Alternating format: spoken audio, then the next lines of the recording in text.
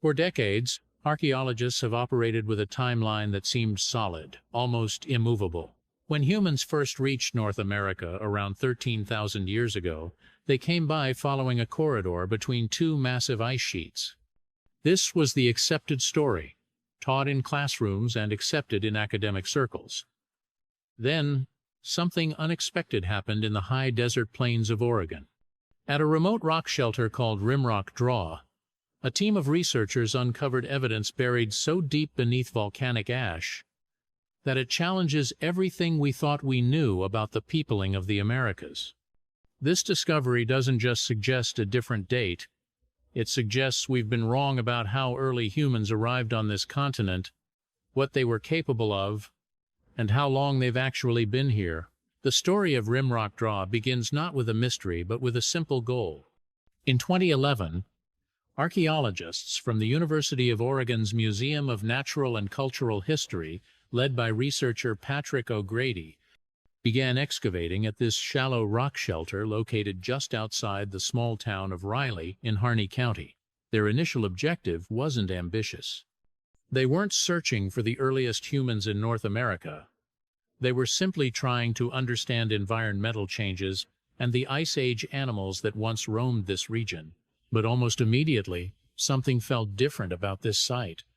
As the team broke through the surface layers, they encountered something that told them they were dealing with a location older than they initially expected. They found a thick layer of volcanic ash. Now, volcanic ash might sound like just another sediment layer, but in archaeology, it's something far more valuable. It's a geological timestamp. When a volcano erupts, ash spreads across vast distances and settles evenly. Once it falls, nothing beneath it can be younger than the eruption itself. This team discovered that the volcanic ash at Rimrock Draw came from Mount St. Helens. When geologists dated it, the results were startling. The eruption that created this ash layer occurred more than 15,000 years ago. Finding a 15,000-year-old volcanic ash layer was already significant. It meant the site had been occupied at least that long ago. But what the team found beneath that ash layer would force a complete reckoning with what we think we know about early America. Under the Mount St. Helens ash, in perfectly preserved sediment layers, archaeologists uncovered something that should not have been there according to conventional understanding of human presence in North America at that time. They found stone tools, not just random pieces of stone cracked by pressure or erosion, but deliberately shaped objects that clearly bore the marks of human craftsmanship. More specifically, they found orange agate scrapers, carefully formed with sharp working edges designed for specific purposes. The edges weren't randomly broken. They were intentionally flaked to create controlled cutting surfaces. Someone had made these tools with a specific function in mind, and they had been carefully crafted with consistency suggesting skilled production. What made this discovery even more puzzling was the material itself. The scrapers were made from orange agate, a stone that doesn't occur naturally near Rimrock Draw. Local rock types are entirely different. This meant that whoever used these tools had either traveled long distances to collect this specific material, or they obtained it through exchange with other groups. In either case, this pointed to organized behavior, planning, and connection to wider networks. These were not desperate people making do with whatever they found. These were tool makers, with intentionality and knowledge. But the stone tools alone, while remarkable, weren't what shattered the established timeline. It was what lay alongside them that forced the entire archaeological community to reconsider centuries of assumptions. Among these artifacts, buried in the same undisturbed sediment layers beneath the 15,000-year-old volcanic ash, were fragments of teeth. Not from modern animals, but from extinct megafauna. Specifically, researchers discovered tooth fragments and jaw pieces belonging to Camelops hesterinus, an enormous camel species that once stood nearly 7 feet tall and vanished from North America thousands of years before humans were believed to have reached Central Oregon. This species went extinct long ago, making its presence at Rimrock Draw alongside human tools deeply troubling for anyone invested in the existing timeline. The location of these camel remains was telling. The bones weren't scattered randomly across the site as would be expected if an animal had simply died nearby or been dragged in by predators. Instead, the bones were clustered tightly in a specific area, arranged in the pattern that appears when an animal has been deliberately processed by humans. Natural forces don't arrange bones this way. Predators scatter and drag. Water washes away and mixes. Wind disperses. But careful butchering leaves a specific signature of organized processing. When researchers examined the camel bones more closely, they made a discovery that eliminated any remaining ambiguity about what had happened at this site. Clear-cut marks were visible on the bones. These weren't shallow scratches or vague surface damage from natural causes. They were systematic, repeated marks that appeared at joints where meat is normally separated from bone. This is exactly the pattern left by stone tools when used to butcher large animals. The marks matched what happens when someone uses a sharp stone scraper to process meat and separate joints. Carnivore teeth leave different damage. Trampling leaves bruising and crushing. Erosion and weathering create different patterns entirely. These marks could only have been created by human hands using stone tools deliberately. At this point, the evidence was stacking up in a way that couldn't be easily dismissed or reinterpreted. The team sent samples for radiocarbon dating. Scientists dated the camel tooth enamel directly, examining the carbon isotopes trapped inside to determine how long ago that animal had died. The results came back in 2023 after careful analysis. The date was approximately 18,250 years before present. Let that number sink in for a moment. 18,000 years ago, during a period when massive ice sheets still dominated much of North America, humans were here in Oregon. They weren't just passing through. They were stopping, setting up camp, making tools, and hunting massive Ice Age animals. They were butchering camelops and bison. They understood this landscape well enough to return to it repeatedly. This single date creates an immediate and severe problem for the Clovis First theory that has dominated American archaeology for nearly a century. According to the Clovis model, humans couldn't have reached interior North America until around 13,000 years ago. The proposed mechanism was that they entered through an ice-free corridor between the Laurentide and Cordilleran ice sheets, traveling from Siberia through Alaska and then southward. But 18,000 years ago, that corridor didn't exist. Geological data shows that the inland passage between the ice sheets was still sealed, remaining impassable until thousands of years later. At 18,000 years ago, North America was in the grip of the last glacial maximum. This was the coldest, driest period of the entire Ice Age. The ice sheets were at their greatest size and extent. The landscape was frozen, unstable, and largely uninhabitable by conventional understanding. Rivers that might have supported travel didn't exist. Plants and animals that would have provided food were absent from most regions. If the Clovis Corridor was the only way humans could reach interior North America, then these people at Rimrock Draw shouldn't exist. Yet they do. Their tools are there, the butchered animals are there, the volcanic ash above them is there, sealing them in place. This means either the dating is wrong, which multiple independent tests have confirmed it's not, or the theory is incomplete. And if the theory is incomplete, we need to consider what actually happened. The only explanation that fits both the evidence and the geography is that early humans didn't move through an inland corridor at all. They moved along the Pacific coast. Even during peak glacial conditions, the Pacific coastline wasn't completely frozen. Kelp forests grew along the shore, creating an environment rich in marine resources. Fish, seals, shellfish, and edible plants were available in predictable abundance. Archaeologists call this the Kelp Highway, a maritime migration route that would have allowed humans to move south while following and harvesting ocean resources. This type of travel would have required boats or watercraft and sophisticated navigation skills passed down across generations. It would have required planning, knowledge, and adaptation to maritime environments. For generations, these capabilities were denied to early Americans in models that assumed they arrived with minimal technology and survived purely through inland hunting. But the evidence from Rimrock Draw suggests something different entirely. The stone tools, the material transport across long distances, the organized butchering of large animals, and the repeated use of specific sites all point to organized, sophisticated behavior.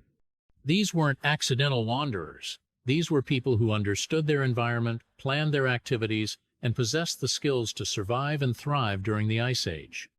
But here's where the argument against rimrock draw becomes even more difficult to sustain. The evidence doesn't stop with a single camel tooth.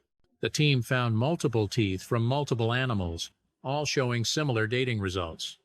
In 2023, researchers dated additional camel and bison tooth samples, and the results consistently fell within the same 18,000-year window. This wasn't a lucky fluke or a contaminated sample. This was a pattern. This was systematic evidence of human occupation over an extended period. The stone tools beneath the Mount St. Helens ash layer only strengthened this conclusion further. What makes these findings particularly damaging to the Clovis First framework is the consistency of the archaeological context. The stone tools, the butchered animals, and the dated specimens weren't scattered randomly or separated by vast sediment layers that might suggest they came from different time periods and became mixed through geological processes. They were found together in the same undisturbed context, sealed beneath a dating horizon that's completely reliable. Mount St. Helens erupted at a known time, and that eruption created a marker that archaeologists can trust absolutely. Nothing beneath it can be younger than that volcanic event. This is geological certainty, not interpretation. The implications of rimrock draw extend far beyond Oregon. If humans were present in Oregon 18,000 years ago, they weren't living in isolation. Archaeological sites don't exist in a vacuum. They represent points on a broader human landscape.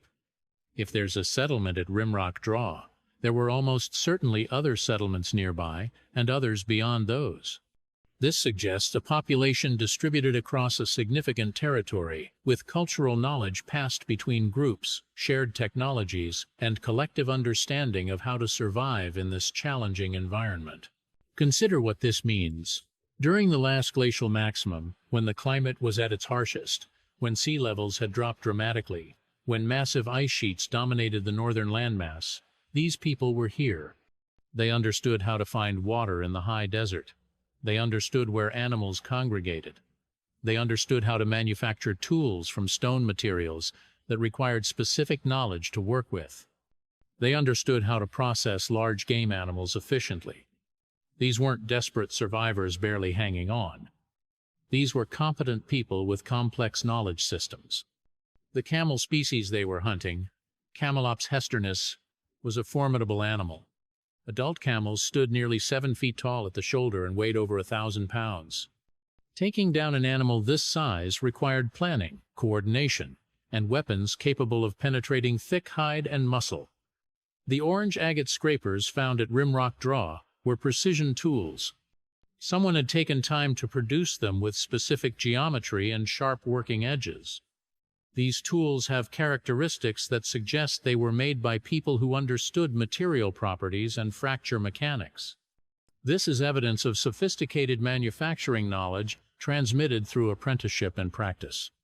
Around the same time that human occupation at Rimrock Draw was occurring, similar patterns of early human presence were being documented at other archaeological sites across North America.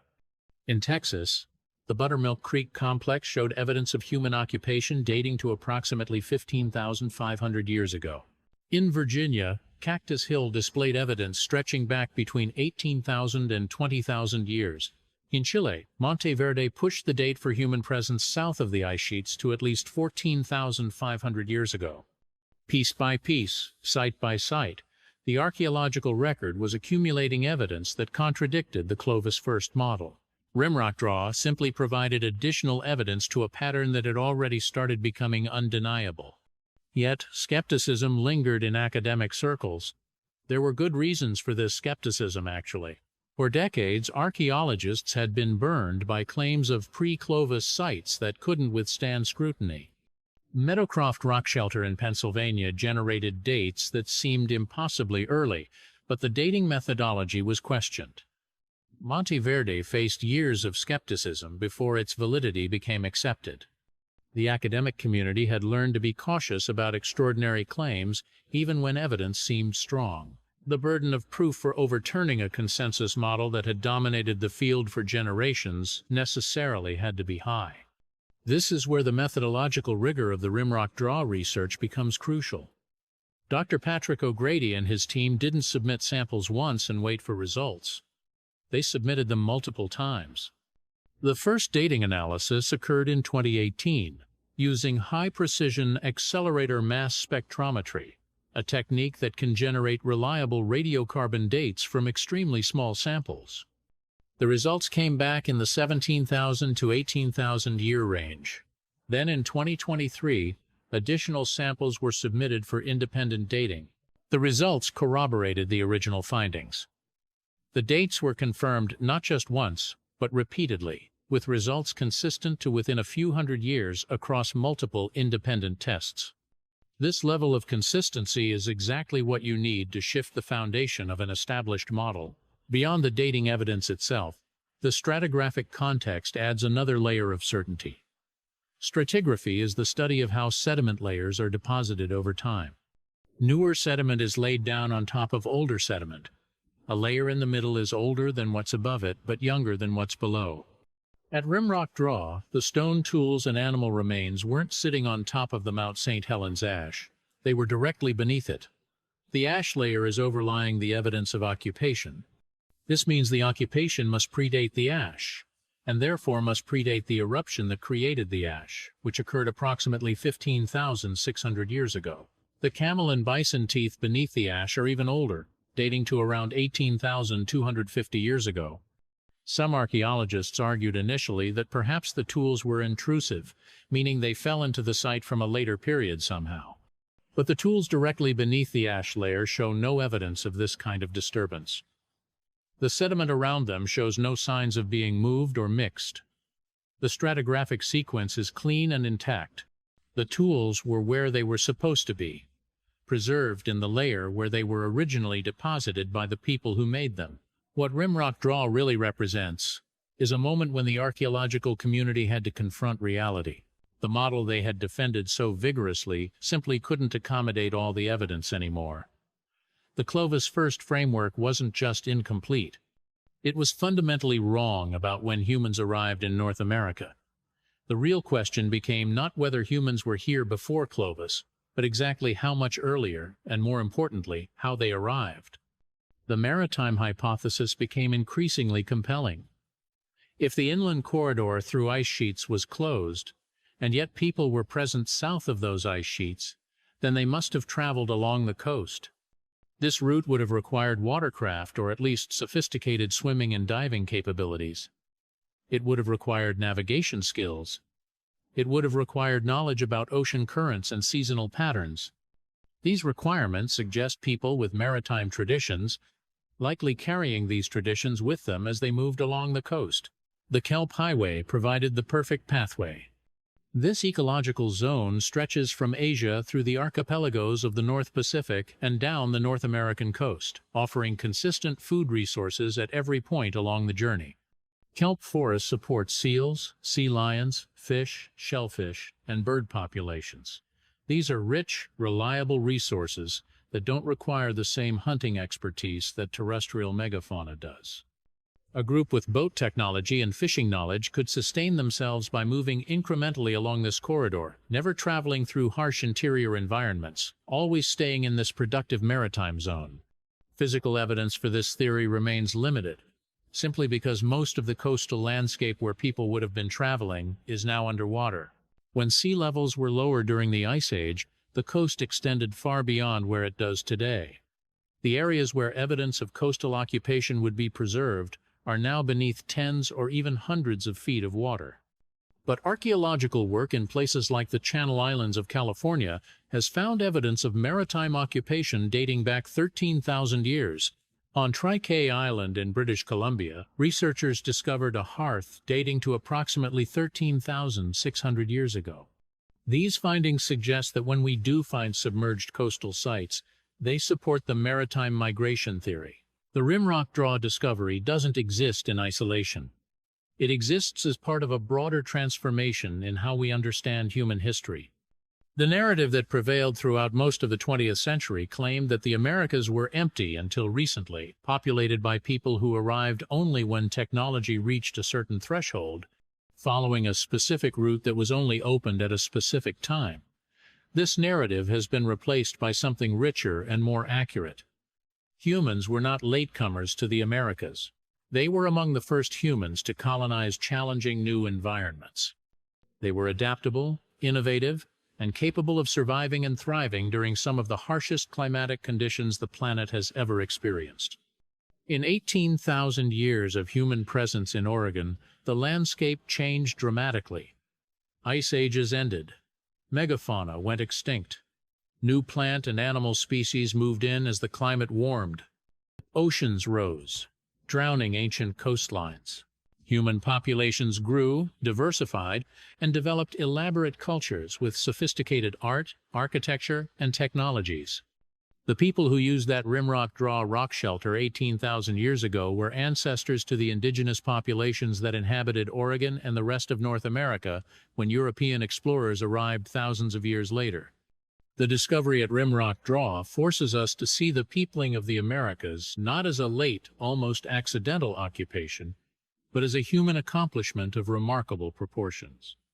Early maritime peoples took boats or rafts and moved along unknown coasts into an unfamiliar world. They adapted to new environments and resources. They developed new technologies and strategies. Some groups moved inland, following game animals or river systems into the interior. Others remained coastal, perfecting maritime adaptations over thousands of years. Over millennia, this process populated 2 continents from the Arctic to the tip of South America. The old certainties about human history in the Americas have been thoroughly shattered. The Clovis people are no longer the first Americans. That distinction belongs to people whose names we will never know, who lived before writing, before pottery, before agriculture. They were explorers and innovators, the real first Americans. And at a rock shelter in the high desert country of Oregon, they left behind evidence of their passing that echoes across 18,000 years of human history. The camel teeth, the stone tools, the butchered bones, the ash layer covering them all, these fragments speak to a human presence that reached farther back in time than anyone had dreamed possible, rewriting the timeline of human occupation of the Americas and reminding us that human capability and determination have always been far greater than any single orthodoxy could contain.